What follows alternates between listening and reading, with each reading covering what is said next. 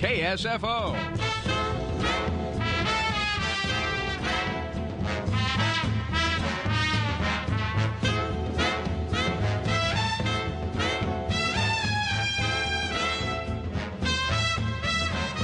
Hour number 2 right here on Hot Talk 560 KSFO. I'm Barbara Simpson, the babe in the bunker, with you every weekend. And at 6 o'clock on this day, I mentioned to you, we're going to have a guest. Now, we're going to be talking about something that is called, and my guest, by the way, is Dave Price, who is the co-founder and editor of the Palo Alto Daily Post. We're talking specifically about something called Plan Bay Area. We're told that this is required under SB 375 that ties transportation money to land use planning.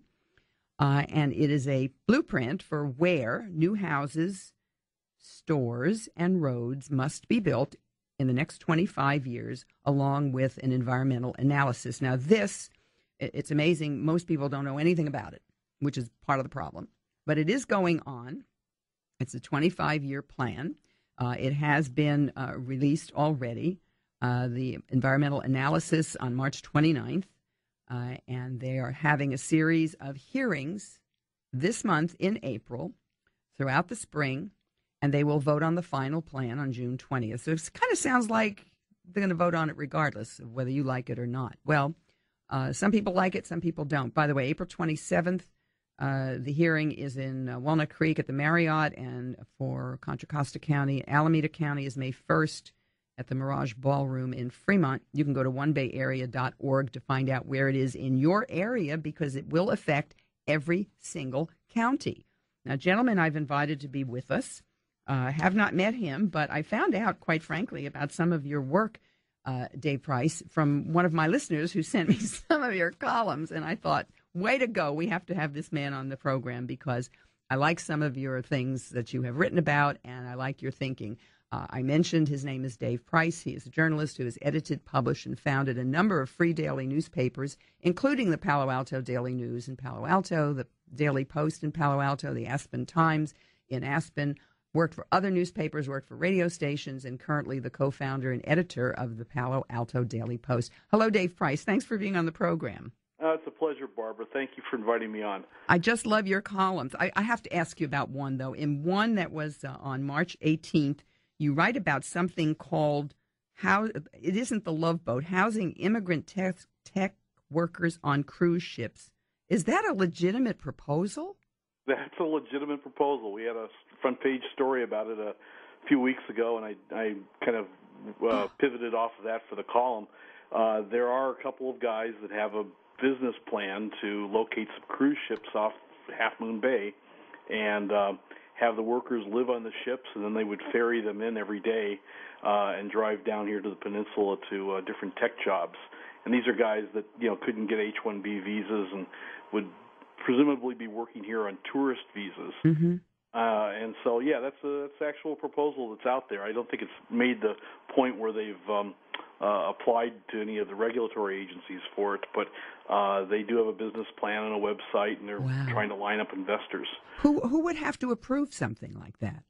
I don't know. I would imagine that whoever runs the dock in Half Moon Bay, Point, they probably would have a say in it. Yeah, I would think so. Who owns the cruise ship? I hear Carnival has got some ships maybe they might like to donate to use for something like this. Nevertheless, I want to talk to you about this One Bay Area plan. Tell me about what's happening in Palo Alto, because you've written a lot about it. A lot of pushback from your elected officials and a lot of your residents. What is the plan for that city, and what's the reaction? Well, first of all, the assumption in the community is that basically Palo Alto is built out. That there really isn't room to be able to build all the low-income housing that is dreamed of in this One Bay Area plan. And so Palo Alto, like all the other cities in the Bay Area, has received a quota mandate for the number of homes that it has to build. And it's these quotas come in 7-year time frames. They have a central planning agency that decides how many homes you're going to get in each time frame. And the time frame the city's working on now, they have to build something around 2,000 homes, which would bump up the population of the town significantly, and these homes it appears they're all going to be kind of high-density, low-income housing near mass transit. Mm-hmm. And that's just set off a huge conversation in the community about how are we going to accommodate all these people in terms of like schools and public services like water and sewer. And, there's one Bay Area plan that you've talked about in your program before. It doesn't come with money for cities to be able to handle all the growth that's being thrust on these communities. It just tells them, go ahead and zone for all this, plan for it, but there's no money to take care of it. So there is some pushback in Palo Alto. Maybe it needs a little more. There's a debate amongst some of the council members as to how far they should go in trying to fight ABAG over these numbers. And the head of the planning department suggested at one point the city do what's called a soft appeal, because they wouldn't want to piss off the ABAG people who would ultimately decide an appeal of their own plan. Yeah, exactly. In other words, they do decide it themselves, so it's sort of like we question you, but you're going to do what you want anyway. Yeah, well, it's kind of like the prosecutor also being the judge. Yes.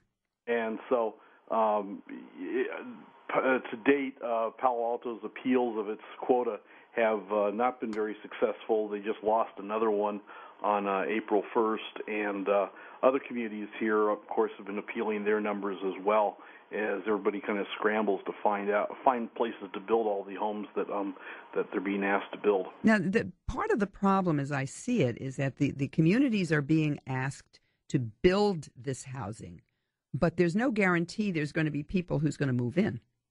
Right. Actually, technically, they're being asked to zone for the housing so that it could be built in the future. And you're right, there is no guarantee. And it kind of makes me think of those stories that we've heard out of China recently where they have built these massive cities. The ghost cities, they call them. Right, that are entirely empty. And that is a result of central planning in China. And you kind of wonder if this is going to go the same direction, because one of the things that kind of gets me, in addition to editing the paper, I write an editorial column in the paper, mm-hmm. and my own personal opinion on this is that this whole Bay Area plan has a bias against the private sector deciding where things should be built, and it has a bias in favor of central planning, a belief that the government knows where everything ought to go, and that you shouldn't let economic forces decide where the best place it is to build an apartment house or a new school or a business. And this whole central planning aspect of this, I think, is what the Achilles heel is, because our governments haven't been very successful over the years in planning where things ought to go in the past. I don't know what makes us think that the confidence level is going to increase when they have such a large plan now in front of them. And there also is social reorganization they have in mind, because I have read articles and seen some comments from people involved in it that part of this affordable housing is that you can mix up the economic classes of people within a community so that you have really low-income people, middle-income people, and high-income people, so that you don't have, especially in some of the suburbs, they're pretty upscale. Well, they don't want them to be upscale anymore. They want to kind of mix the soup, so you've got all kinds of people living together, and that's supposed to be a good social goal. Yeah, and that's definitely an underlying factor here. It doesn't get spoken of too much. None of the cities here really discuss that too much, but it is an issue.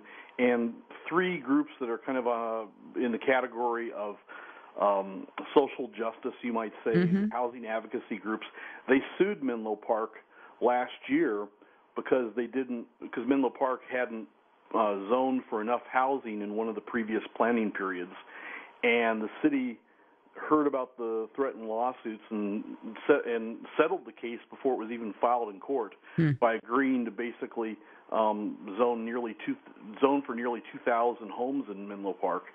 And now the city council went forward and approved the settlement in a very quick manner without a lot of public input. And we warned the community, said, this is going to be very serious, because you're going to have to, after this settlement gets approved, you're going to have to figure out where to put these homes. And so it's been a hot potato since then as to where they located them. And they wanted to build low-income housing in the Sharon Park neighborhood, which is very upscale, and the residents put the kibosh on that with a big protest at City Hall. Then they wanted to go to Linfield Oaks, Linfield Oaks said, no way, we're not going to let this come into Linfield Oaks. And so finally the council sent off the units to the poorest part of Menlo Park on the east side of the 101 freeway, a neighborhood called the Bellhaven. And the Bellhaven residents went to city council last week and said, we're tired of getting dumped on by the city on this. And but nonetheless, they're going to have to suck it up and absorb all these, well, not all of them, but it looks like around 500 of the units will be stuck in their neighborhood where traditionally low-income housing has gone. And, the helplessness of residents is stunning in this type of situation. I mean, I've had a lot of guests on my program. We've talked about it a lot. I've done a fair amount of reading on this. And it's like this locomotive coming down the road, and come hell or high water, they're going to do what they want to do. That's kind of what it is, isn't it? Yeah, well, it's disturbing when you read through the plan and then you see the date that it's going to be approved on, and you realize that it's already worked out that this will be approved, and they have the date for it, and they probably have the script ready that the head of ABAG is going to read at the approval party, and you get a feeling that there's a predetermined outcome here regardless of what the hearings are. I mean, I really hope I'm wrong in saying that, but I don't have a great deal of confidence that these hearings are meant to be meaningful. They seem to be more like something that they have to go through the motions of doing. And I think they're worried about the protesters that might show up to them, because if you've noticed, they've scheduled, each county in the Bay Area has a night when its hearing is going to take place on this plan, and they've scheduled them so that two counties will take place at the exact same time. And I think the idea behind that is to divide and conquer. Exactly. So the protesters can't get to both of them, and they would only be able to show up at one of them. Amazing. Hold your thought right there, Dave. We've got to take a quick break, and we'll come back and continue on this. If you're just joining us, we're speaking with Dave Price, the editor of the Palo Alto Daily Post, and we're talking about this One Bay Area plan, which, by the way, will affect every single town and city in the 9 Bay Area counties, but the whole state as well. I'm Barbara Simpson. Barbara Simpson here in Hot Talk 560 KSFO. We're talking to Dave Price about the One Bay Area plan. And by the way, this was published. It was a draft of the One Bay Area plan. It was released by the two agencies we're talking about behind all of this here on KSFO are the Association of Bay Area Governments, that's what was referred to as ABAG, and the Metropolitan Transportation Commission. These are two agencies with an enormous amount of power. They are not elected, so we have no say in who's a member and their decisions, but they issued this 156-page document that maps out the future of the 9-county Bay Area. They talk about population growth, where they need housing, where they need roads, et cetera, and this is what Dave Price has written a lot about. What was your reaction when you saw this plan and you read it and made some comments about it, Dave? Well, a lot of different conclusions. I guess I wasn't surprised because we've been headed in this direction for, 10, 12 years, and the legislature essentially told ABAG to do this. And so it probably isn't that big a surprise that this plan came out on the timetable it has. One shocker I saw in the report, though, early on, I think it's on page 8 of the 156 pages in this report, was the claim that they made that Asians and Latinos like to live in crowded housing. And it struck me as one of the most racist things I've seen in a government report in a long time. And, the report says, quote, both population groups have demonstrated an historic preference for multifamily housing, and they form multi-generational households at a higher rate than the general population. Now, what's mind-blowing to me about that is a more accurate way to put it would be that these groups, because of widespread and pervasive housing discrimination, have been forced to crowd into apartment houses and low-income areas, but it hasn't been a choice that they wanted to. But this plan just sort of assumes that these two groups want to live in high-density housing, and it doesn't seem to make it's insulting. Sense. It's insulting. And we asked the spokesman for the Metropolitan Transportation Commission, John Goodwin, about it, and he says he wasn't quite sure where that came from in the report. it would be nice to know what other weird assumptions are being used in the formulation of this plan. Well, it would be nice to know that the people who issued the report had read the whole thing and knew what was in it. You know, a little detail like it's sort of like passing the Obamacare, but we'll have to find out what's in it after we pass it. That's kind of what happened. If he didn't know it was in there and he's the top guy, that's outrageous. Yeah, well, he's the spokesman for the organization, but it just struck me that that somebody there is kind of off their rocker who wrote this and managed to slip it into the report, because I think most of us want our government to act in a colorblind capacity. But there's a lot of assumptions in the report that just kind of hit me. Like one, for instance, is that they're planning to increase the amount of time we spend on our bikes by 70%. They want an average of 15 minutes per day for each person on a bike, which I think is wonderful, but I don't want the government telling me to do it, and I don't want this to be a requirement of my job or where I live that I have to ride the bike. The plan seems to have a very anti-auto bias. Oh, of course. Yeah, they want to. I mean, that has been a goal of all of these agencies going way back, where their goal is to get people out of their cars. Now, whether they get us out of our cars onto bicycles or, you know, our own horse, or whether we go on a train or a bus or what have you, but they want us out of these single cars because they can control us better. Yeah, that's kind of the underpinning of this whole thing, is that they don't want people moving around as much as they used to. Yeah, it's a curtailment of a lot of our freedoms, including where we want to live and how we want to live. Now, they blame a lot of this on state law coming from Schwarzenegger. Do you see it that way? Well, the two mandates from the legislature were both signed by Schwarzenegger. Schwarzenegger, you know, came into office as a Republican, you know, with the opposition to the car tax and everything, and very much moved to the left and to the green side, so to speak. And his staff was loaded with people who I think are sympathetic to a lot of the principles that are behind this. Yeah. And but the two bills that back this up, that required ABAG to do this, were both signed by Schwarzenegger. What rights do any of these communities have to fight this? I mean, do you see, maybe in unity there is strength if you could get enough communities to stand up and say, essentially, hell no, we're not going to do it? Well, all I know is what's been happening here in the peninsula and the South Bay, and there hasn't been a lot of strong or effective opposition to it. There have been appeals that have not been successful, and there's really been no talk of litigation. I kind of think that's where this has to go, is that this will have to end up in a court somewhere, because they're basically taking away the power of our locally elected decision makers, the city council. That's a good point.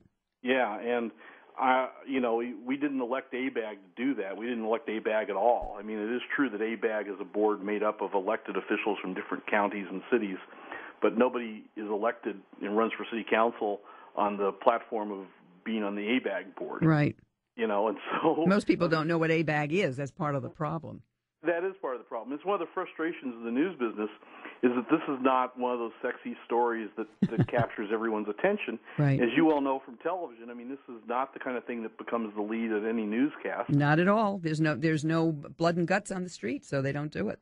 Yeah, and I'm confident enough that I can put this on the front page of our paper and people will read it, because I think we have a pretty smart readership. But it doesn't have the kind of sparkle that other stories do, because you have to be a little bit wonky to get into it, and to see how serious this could be, the detrimental part of it. But going back to how you fight this, I think that the cities have to litigate this. They have to argue that the housing quotas are way out of whack, because it looks like ABAG's numbers are based on data that is totally off. The State Department of Finance numbers are about 40% less than ABAG's numbers, and it would seem like there's a great grounds for appeal right there, that they're not calculating the quotas correctly for each quota. course, the biggest problem with that is, and I know certainly from my own community, is that, you talk lawsuit and everybody goes, oh, we don't have any money. And so they back off and it's easier just to cave in. And that's the thing. Can you stay with us a little bit longer? We got some people online with some questions for you. So we'll take a quick break and we'll come back. Dave Price will stay with us. I'm Barbara Simpson. I think I'll stay too.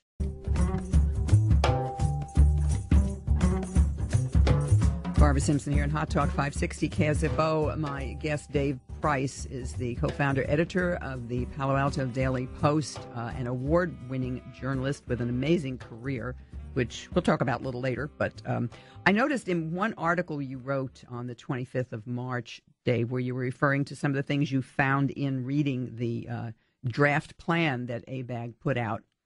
And it says that two of them got me. One of them is eliminating the carpool lanes and having these express lanes that people will have to pay for, essentially admitting that the carpool lanes aren't working. That's pretty much what it is, isn't it? Well, it sure looks that way to me. I mean, they want to change the name of carpool lanes to express lanes and then allow solo drivers to pay to get into those lanes. And they're already experimenting with this at a couple of places in the Bay Area, and we have been told that they're coming to Highway 101 here in northern Santa Clara County and southern San Mateo County, and that there'll be an important hearing coming up in August, I guess it is, when they'll be making a decision about this, and we'll be all over that in terms of covering it. But, yeah, these are lanes of a highway that we've already paid for, and they want to charge us again to use them. And make it impossible for people to use them if they can't pay or won't pay, depending on the situation. The other thing that struck me was, you say on page 82, the report shows that, listen to this, folks, one day you'll have to pay a toll to enter the northeast quarter of San Francisco. That's everything east of Laguna Street and north of 18th. The area behind this toll wall will include North Beach Financial District, south of Market, Nob Hill, and Russian Hill. What is that all about? Do you know? It's been bouncing around for a couple of years. It's called congestion pricing. Okay. And they do it in London, and I guess it's somewhat successful there. I don't know whether it is or isn't, but that's the planners all say. And I was just kind of stunned as I was paging through this to find this plan for San Francisco. And, I haven't heard any of the San Francisco officials actually sound off on this idea, so I would imagine there'll be a real battle before this actually becomes final. But there it is in the report on page 82, like it's a fait accompli. It looks like they're covering all their bases by including everything they can think of, and then it'll be harder to get rid of it once it's written down somewhere, because this idea of congestion pricing is something that has, as you said, has been tried in Europe, and, it's been thrown around as a possibility, say, for New York City, et cetera, and paying a toll to get into downtown if you go in at a busy time. It's comparable to changing the toll on the bridges depending on the time of day that you cross the bridge. Right, and if you remember a couple of years ago, there was an idea of putting up a toll gate, so to speak, going into San Francisco from the San Mateo County line, and it took a lot of negotiating to get that dropped, but San Francisco at one point wanted to charge people coming in from the peninsula. I can't believe this. This is Big Brother strikes again. Diane is calling from Santa Rosa. Hi, Diane. You're on the air on KSFO with Dave Price and Barbara Simpson. Go ahead. Hi. My question is, have they thought about the property values around this dense housing that's going to decrease in value, and that therefore the property taxes they'll collect as a new owner comes in buying a house that they were getting $200,000 worth of taxes, now they're only going to get $100,000 on a $100,000 house, or maybe less than that. I would be moving away from a high density if one came in around me, and I can't see why the people that are around this area wouldn't do the same thing. It's a good question. Take your answer on the air, Diane. I think part of the problem, though, is they really do want to get rid of the single-family residential home on a street with a front and backyard, and so it's to get rid of, they call that sprawl. What effect would this infill housing, Dave Price, have on property taxes? I didn't see anything in their report that addressed that, and that was going through my mind as well, because here in the peninsula at least, the areas where they've targeted for future housing development sit right along the Caltrain line, and as people know, that's also where they're planning to put high-speed rail. And the idea that they would add high-speed rail tracks to this area has hurt housing values near the tracks. And it's become a concern among people in the real estate industry that has had such an effect along those tracks. And so here we go now doing another, coming up with something else that will reduce property values as well. But there's no analysis that I see in there, and I think the public is entitled to have some sort of a look at what this will cost us. And when these cities say they don't want to litigate this because of the cost, and that's what Menlo Park was told by their city attorney, that exactly. You know, it's too expensive to fight this. And he says, you know, Pleasanton spent over $1 million and they weren't successful. Well, I think $1 million is going to look like chump change compared to the real estate values that will decline as a result of this additional stack and pack housing coming in. Well, you know, I mean, I don't know about you, Dave, but I really have always wanted to live right next to a railroad track, haven't you? And a bus station. And a bus station. You know, I mean, that's my goal in life, is to get away from all that fresh air in the country with the pollen and live right next to the train tracks. That sounds like a whole lot of fun. When we come back, we're going to talk to Sam and Steve, and we'll continue with my guest, Dave Price. I'm Barbara Simpson here in Hot Talk 560 KSFO. We're talking with the editor of the Palo Alto Daily Post, Dave Price. He's also co-founder of the paper. And we got a lot of people on the line, so let's get a few more in here, Dave. Sam in Sunnyvale, quick question, please, for my guest on KSFO. Hi, Barbara and Dave. I'm a construction worker. I contacted my union about this about a year ago. They didn't know much about it. When I told them what it involved, they were concerned about it because they want union labor on it. Now, union labor is expensive, and so this might be a kind of a reluctant but powerful ally, because the cities might not be so enthusiastic about these projects if they were forced to have, more expensive labor. It might be an impediment. What do you think about that? Dave, any thoughts about the role of the unions in all of this? Yeah, we haven't really heard much from them one way or another.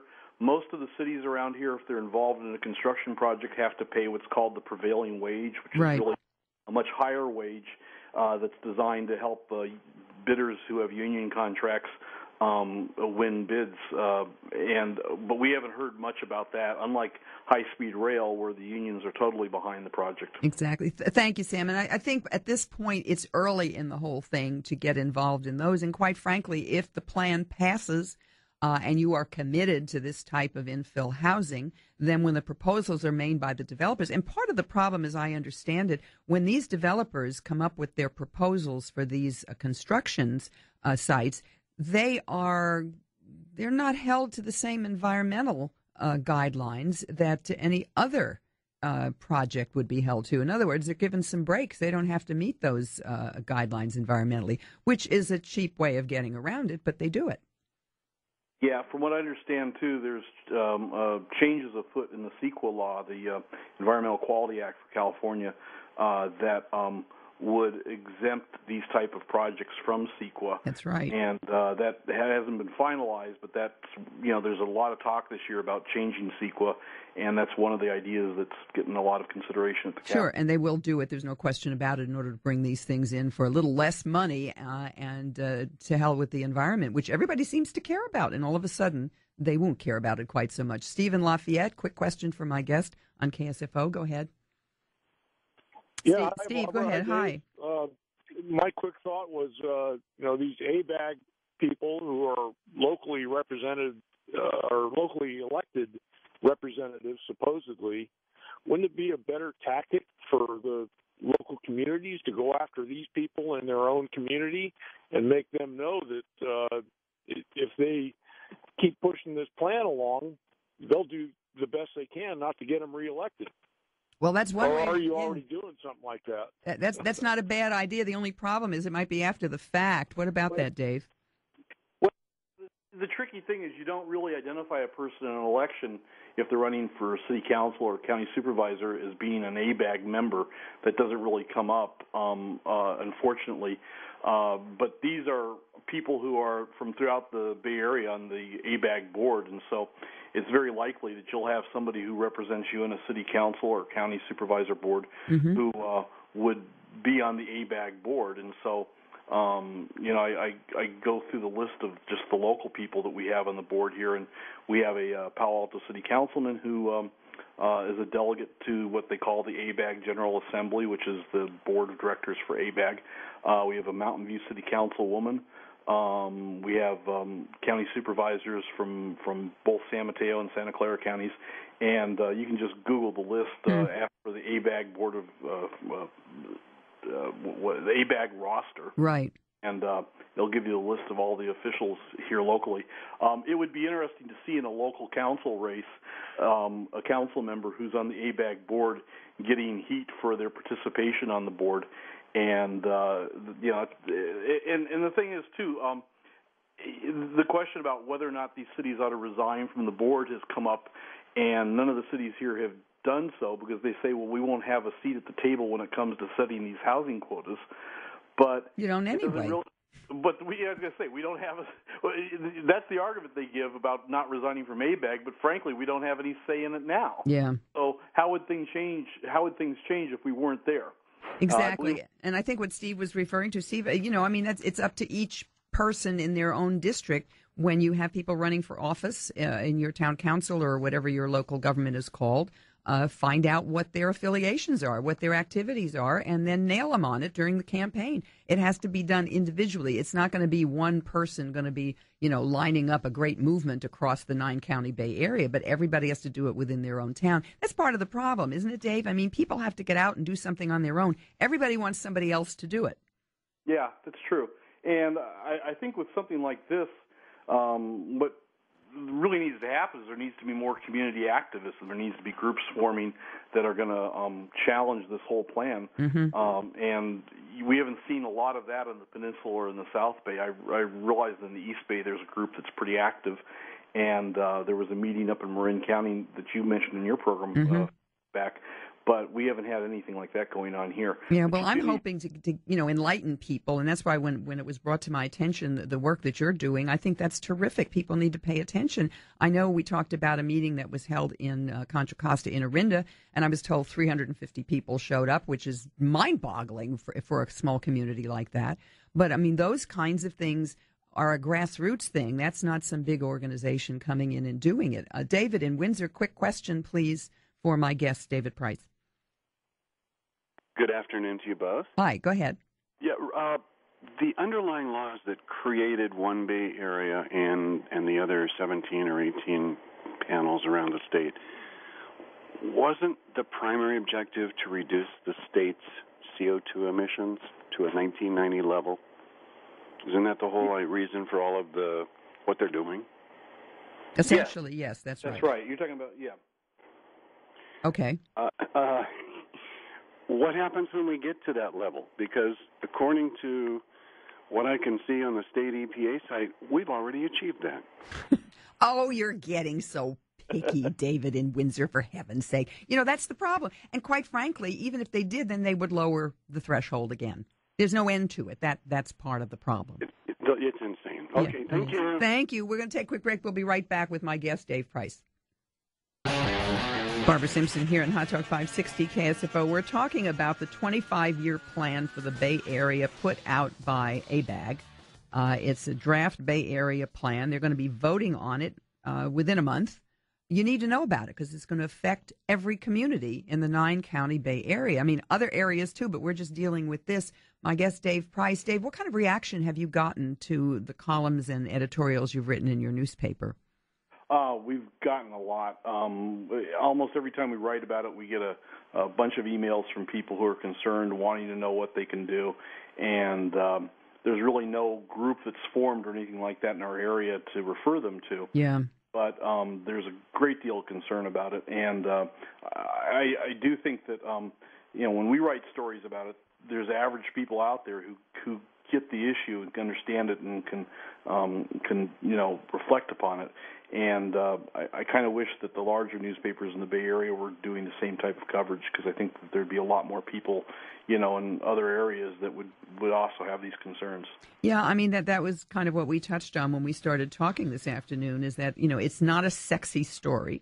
There's no real pictures to show. There's no blood on the pavement kind of thing. And as a result, the newspapers sort of back away from it. Plus, I think there's some political aspects of that, too, By the way, are you guys going to ban plastic bags? Yeah, we've been writing a lot about that. Palo Alto banned them in 2009, and they're expanding the ban now to restaurants. And the other communities that surround us have been passing ordinances recently to ban them in the stores.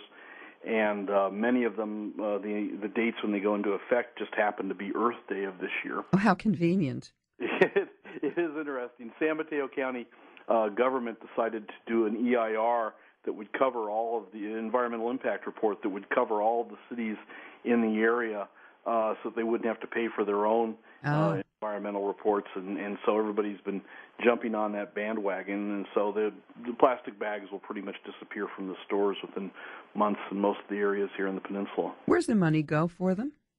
That people are paying extra for the bags? I mean, you're going to have to buy a bag. So do you know? I mean, I'm doing some research in that, and what I'm finding out is really quite shocking, frankly. Well, I think what happened, they're going to, the stores will be charging people initially a dime and then later a quarter for a paper bag. And I think that was a way to buy off the stores from, making them so that they would not oppose the ordinances, because this creates a new flow of cash for retailers. And so they've written letters that are in support of the ordinances because, after all, they're going to bring in some more money for it. They keep it, right? Yeah, they keep it. It's not a tax that goes to the government, although to the public, it will feel like a tax because it's an extra thing that's tacked onto your charges at checkout. I don't think people realize that. I know I was at a meeting this week and we were talking about that, and nobody had any idea of what happens to that money. And the stores get to keep it, whether it's 10 cents, 15 cents, quarter, or maybe more as time goes by. Who knows? I don't trust any of them. I have to ask you, how did you get involved in small newspapers like you're doing? Very successful newspapers, but small newspapers. Well, I was... going back a number of years, back to the 1980s when I was in Colorado. Yeah. And I lived in a small town where we didn't have a daily newspaper, and it was distributing newspapers by delivering them to home subscribers really seemed even then to be an outdated model. And a better business model would be to distribute the papers in mass places where the public goes, the post office, stores, restaurants, and news racks on the street, that sort of thing. And that method of distribution works out pretty well because people get to choose for themselves whether they want to pick up the paper or not. And we tend to get a heck of a lot better readers, I think, than other papers do, because we're not going to shut-ins that have a paper thrown on their front lawn, but rather we're going to people who are busy and active who are picking up a newspaper every day. Yeah. And so I started the Palo Alto Daily News back in 1995, and became a very successful paper. We had 1.5 editions, and combined circulation of about 65,000 a day for all of our editions, and sold that paper to Knight Ridder in 2005, and got out of the business for a little while, and Knight Ridder sold the paper to another company that now owns it, and it kind of went downhill, and so I got back into the Palo Alto newspaper business, and 3 years after selling the Daily News, and with the Post, and the Post has been very successful. In fact, on Friday we had our biggest edition ever since we started it. We had 100 pages, and wow. And the number of pages determined by the number of ads we have in the paper, and we had lots and lots of advertising in Friday's edition. And we print 6 days a week, Monday through Saturday, and it's a very interesting business to be in. You never know what's going to happen each day when you walk in, what's going to be on your front page, because there's so much news going on around here. Well, that's the thing that strikes me, and I'm so disappointed in our local newspapers. The page size is smaller, and the content is less. I mean, there's almost nothing there. Congratulations, 100 pages. My God, I don't think I've seen a newspaper with 100 pages in years. That's wonderful. And it's go ahead. No, go ahead. Say, we were almost done with time, so finish your thought. There's a hell of a lot of appetite by the public for news. Yes. And they will support newspapers that have news in them. They'll go out and pick them up, and and the advertising is very successful for the customers who we have. Yeah, that's great. Well, I commend you on that because I'm a news junkie and I'm so disappointed what's happening with newspapers, and I think what you're doing is fabulous. Let's us stay in touch. If anything is breaking on this and you want to talk about it on the radio, feel free to contact my producer, and I'll keep track of what you're writing, and I'm going to call you again. I hope we can have you back on. Thank you so much. Thank you, Barbara. It's been a pleasure. Very welcome. His name is Dave Price, co-founder, editor of the Palo Alto Daily Post. And tomorrow afternoon, I'll give you the, we don't have time right now, but I'll give you the times of those hearings that are coming up on this One Bay area.